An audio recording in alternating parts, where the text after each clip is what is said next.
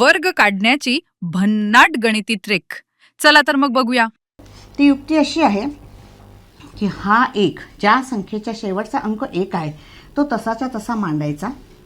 त्याच्या मागे ह्या 1च्या मागे 3 आहे तर 3मध्ये परत 3च मिळवायचे, म्हणजे याची दुप्पट करायची. 3त 3 मिळवायचे, ते किती येतात 6.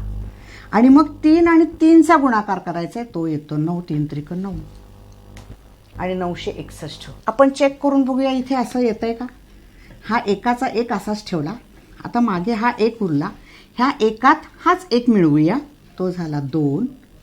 आणि ह्या एकाला एकानेच गुणूया, तो झाला 1 1 1. इथे पण आपण करून पाहूया.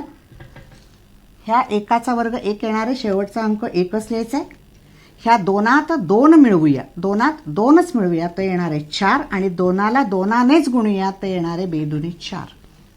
आता ह्या नियमाचा वापर करून आपण 41चा वर्ग करायला शिकूया.